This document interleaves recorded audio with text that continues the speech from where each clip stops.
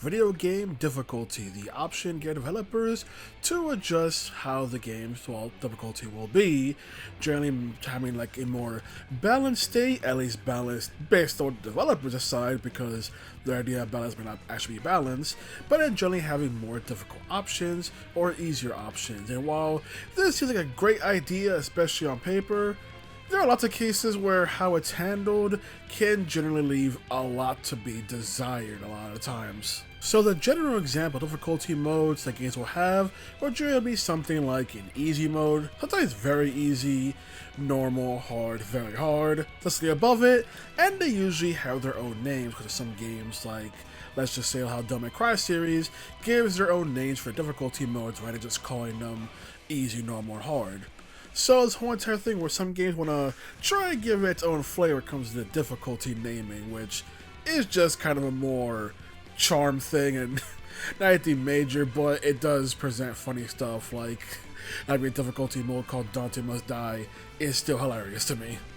But the whole idea is to just make it more tailored towards the player experience or what they prefer, especially since, like I said, normal mode, while that may be what developers' idea of balanced is, doesn't necessarily reflect how the player plays.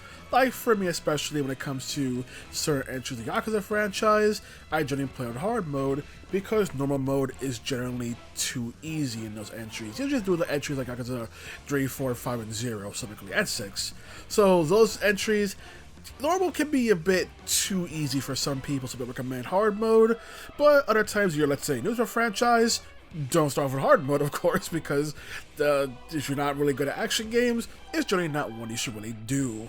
A shout out I'll give to is the Tensei franchise and how they will have a difficulty mode called Moderate, which is my preferred difficulty mode because it tells of entries. It's a mode in between normal and hard, which is an interesting placement for a difficulty mode to have, especially since there are furthermore difficulty modes like very hard. So it is a cool place to put it, and generally find it as a good balance overall for the entries I play.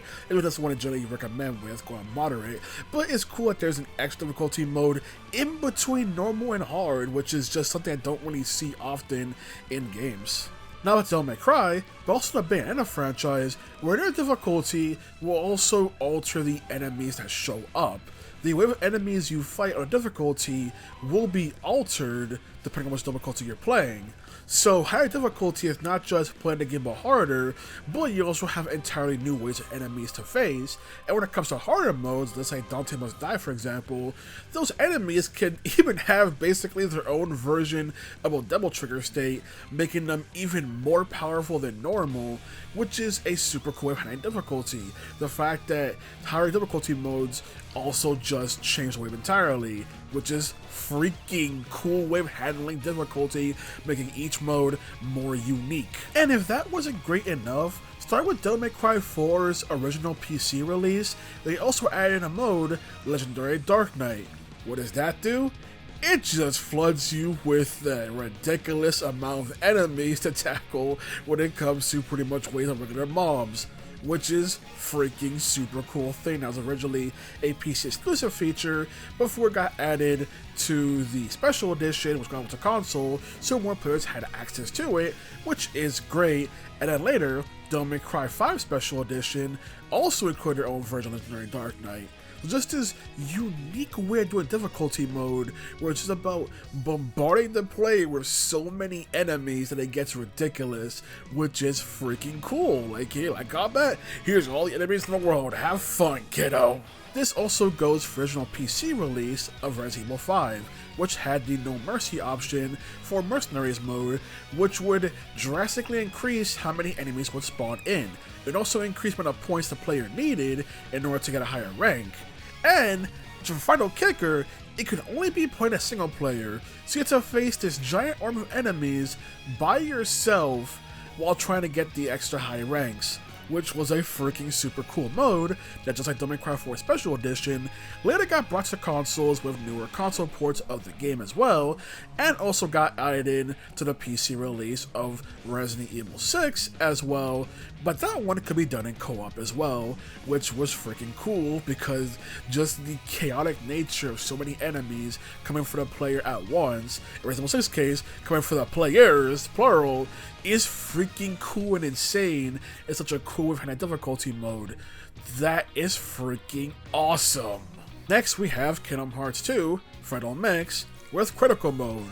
What makes it so awesome is the fact that both the player and the enemies deal more damage. It also caps how high Sword's health bar could be, but having both sides deal more damage makes it so fights basically go on faster. Fights are more speedier because of the fact that everyone is essentially boosted in a sense. And with the lower HP for Sora, it means you are also at more of a risk of failing, which is a cool way of handling that difficulty mode. And every other Kingdom Hearts games, they also include their own critical mode. But an extra cool thing about how Kingdom Hearts handles difficulty is the fact that the higher the difficulty you are, the easier the unlock requirements for certain things like secret endings become.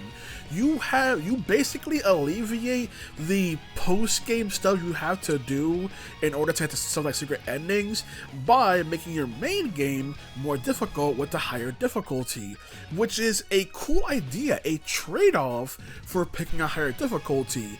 You want this? We gotta do this. But it also has the downside where some things cannot be unlocked if you are on the easiest difficulty, which I feel isn't a great thing because I know people hate it when games mandate they have to play on a certain difficulty in order to access certain things. So that aspect is kind of, and I don't like that aspect where picking easy mode essentially locks you out of content, but having a higher difficulty make the post-game content easier to get. I super like that. That is freaking cool. We had a difficulty for the Kingdom Hearts franchise. This next difficulty option is kind of one that's kind of more of an unspoken one, and it's an actual difficulty option, but there are some games when they get re-released will add in easier things for some players who want to use it. Generally associated with re-release of Final Fantasy titles, well, they'll generally have stuff like, oh, the ability to just activate God mode, the ability to defeat entity in one hit, basically modifiers to allow you to pretty much cheat the game entirely if you so wished, which is one of those things that kind of exists, and a lot of people probably won't use it, but people who feel they need to use it can use it. People just want to pretty much go to the bliss of the game can use that. It will also the Mega Man X and Zero Legacy collections. Also includes a Rookie Hunter mode, which adds in more stuff to make the game easier to play. So there is pretty much stuff like that where they'll add in modifiers to these games in order to make it easier for someone to play. Also, I believe the bottom collection also does something similar to that too, where you'll be able to access freaking promotional only freaking battle chips. So some re-releases will purposely add in stuff that allow you to just completely trivialize the entire game if someone chooses to.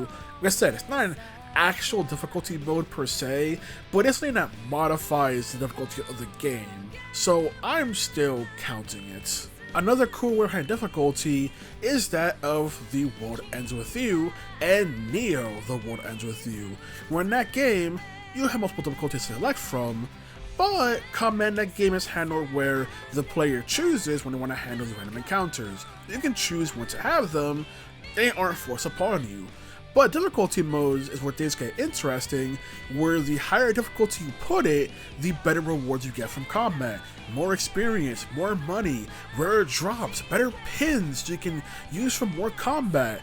The higher difficulty means the more reward you get, which is freaking cool. On top of the fact that you're also able to manipulate your own party's level to also affect your reward drops as well.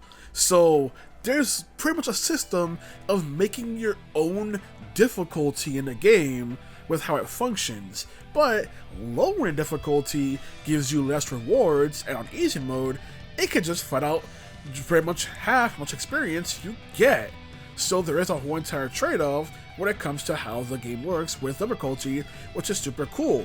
And there are other games that do have that feature of customizability with difficulty, like Persona 4 Golden, which on the Vita version to beat the game first, but in the remaster, you can just pick it out right from the get-go and alter what functions of difficulty do you want. Do you want more XP? You want more money? You want this and that? It lets you customize it from the get-go, which is a very cool way of handling a difficulty system. And the players themselves dictate certain facets. I believe this was also added in to Xenoblade 2 via a post-release update, but it is a super cool handling difficulty, letting the player customize how they want the game to be, with basically having very specific nodes they can control, which is a super cool way of doing things, and you don't really see many games do, at least I don't.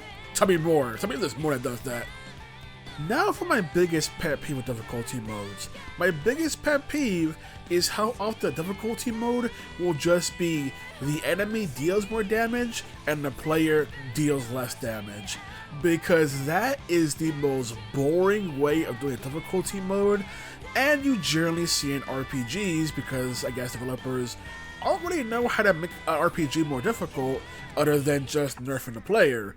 But that is so boring, especially in some games, let's say for example like the Persona games, when they had to try to do it, they generally do stuff like, oh, stuff costs more, they deal less damage, they deal more damage, but all you're doing is just delaying the inevitable, because the player can still make up the gap. Yeah, doing stuff like level grinding will take longer because they'll get less XP, but they can still make up the distance, so trying to do that just is more annoying and doesn't really add any actual difficulty. It's just BS. It's just unfair BS, and that I don't like. I don't like it when stuff like that. Even also, Tensei 3 Nocturne, where people constantly go, you gotta play Nocturne hard mode, that's the real experience. Only for people to say that Nocturne's hard mode is actually poorly balanced and not well handled. So people try to say it's a real experience are just talking out of their ass, really. So stuff like that, where it's just nerfing the player doesn't really make an interesting difficulty mode. That's just pretty much dull, like there's no real reason to really pick it, like at all. Then you have fumbles like Persona 5, where you have the highest difficulty mode, try and have this cool trade-off of, okay, you'll deal less damage, but if it's a weakness or critical hit, it'll deal like triple damage. Oh, a trade-off and a plus. That's super cool. But since Persona 5 by default is already really easy, especially Royal, it's not much of a trade-off. Instead, it's becoming more of a boost because now the players do a ridiculous amount of damage, and sure, the enemies can do too, if they can get a hit off of you, but it's an idea. It's an idea they have. Persona Q1 and 2 have the idea where in the hardest difficulty mode, they're risky modes. If the main character the player chose, it goes down in combat, it's game over, which is akin to Persona 3, 4, and 5, which is the same idea of when the protagonist dies, it is game over. So that is a cool way of adding a trade-off, where now you must pretty much play it more akin to how you play Persona 3, 4, and 5, which Persona Q1 and 2 doing a difficulty mode is a cool idea, and I like that. Now for my other big pet peeve when it comes to difficulty modes, games that give you difficulty modes only after you've beaten the game. Something like Final Fantasy 16, where you unlock Final Fantasy mode to beat the game. But if I were to be in the game, odds are I'm not gonna play the game just to play the Final Fantasy mode, especially since it's a new game plus only mode where all my stuff carries over. Because at that point, is it really a higher difficulty mode or just playing the same game again essentially? Which is also another thing. The weirdness of a post-game difficulty mode that requires you to carry over all your stuff, because it kind of feels like it's invalid the difficulty of the mode. Like Final Fantasy mode just feels more spongier, feels the same. It doesn't really feel like an actual difficulty mode. Yeah, there's stuff like, oh, they don't show the QTE button prompts, but in a game that uses 2 buttons for QTEs, do I need to see what buttons are being used for them? So there's stuff like that. Many games do that kind of thing, but it's one of those things that's like, why the hell would you do that? Why have a difficulty mode only unlockable after beating the game. That's where it's pointless, especially with a New Game Plus only mode. I reviewed recently Atelier Yumiya, which also does that. No difficulty mode only after beating the game, and it's essentially a freaking New Game Plus only mode, which just makes the whole thing kind of pointless. It's for New Game Plus only. I think one of the most egregious ones I've ever seen in my life is actually from Mega Man Legends 1, where you have to be normal mode, then you have to be hard mode, and then you get access to easy mode? I had to beat the game twice in order to get the easy difficulty for what? For the fun of skateboarding things? I'm pretty sure we earned that fun once I basically beat the game normally on normal mode and got the upgrades. So having that be unlockable just feels ridiculous. Just gonna mention it here, because why the hell not, is also an infamous case of difficulty, which is the original North American release of Devil May Cry 3 on the PlayStation 2, where that game's normal mode was essentially the game's hard mode, but it was put as normal, which apparently, because it's on the internet, pissed off people because they considered the game quote-unquote impossible to beat because it was too difficult for them, when that decision was done because of the negative reception, Devil May Cry 2 being way too easy, so made Devil May Cry 3 more challenging, and the hardcore people who suddenly wanted a challenge could have handled a challenge. To which I say, Devil May Cry 3 was my first entry, simply the minute release, and I beat that game when I was like 12. What are all y'all adults doing? Like, what the hell are you talking about? Like, it's a concept people bring up. I remember seeing them in like top 10 lists, I think from like freaking Machinima, that listed freaking Devil May Cry 3 as more difficult than a game like Demon's Souls. It's just one of those things that's like, what the hell? I was like freaking 12 when I beat that game. What do you mean impossibly difficult? What the hell? Y'all want a challenge? They gave me that challenge. Now for the ones that people complain about the most. This is the one that generally gets only the internet crowd, because I swear no one ever brings it up in real life, only the internet crowd upset, which is games that only have one difficulty. That's it. There's no easier option, there's no more difficult option. The one mode is how the game is designed, and that is it. And that one pisses people off the most, because generally, if you're not good enough for the mode on offer, then basically you can't really progress unless you pretty much just get better at the game, which is generally their idea. This complaint is isolated to stuff that are more difficult in nature. So they like the Souls games from Software, where people will generally complain and consider it a quote-unquote accessibility issue that they can't progress the game. No, that's not an accessibility issue at all. Accessibility issue would be if you can't read the text, if you can't see enemies, or stuff like that, where it's like things that you need support, like being able to see things better audio, stuff like that, text-to-speech, you know. The entire difficult game isn't freaking accessibility at all. That's just you whining. That's just whining. What you can whine, you're allowed to do that, but no one's gonna take you seriously. We try to make it seem as if you're a major victim because you're just trying to play a video game. Simply because I play a video game because of difficulty, not trying to play a video game because of accessibility features. But it's one of those things people constantly complain about. And it's only an online sphere thing because no one IRL will actually go freaking war over I can't play Cuphead because the normal mode's too hard. Like, people aren't going to be doing that. They're going to just move on from the game at that point. But people make it their whole crusade, try to do that. Like I said, that's only if the game is too difficult. If a game has one mode and it's too easy, yeah, there'll be people who will be upset. But most will see it as a net positive because that makes it the most accessible. Once again, it's not accessibility features work in a game at all. An easier difficulty does not allow me to read your tiny ass text better. So that's a whole entire thing where people will defend if a game is easier, but will pretty much lose their mind if the game is more difficult than the average game. Now, this also applies to online games as well, since many online games will generally have a mode that's more casual matches you want, especially like stuff like fighting games, but also like ranked matches, where you can increase your rank to face more difficult opponents who are more on your skill level. So many online games as well would be stuff like, I don't know, Call of Duty, I thought skill-based matchmaking. Dead by Daylight is skill-based matchmaking, even though it probably shouldn't be.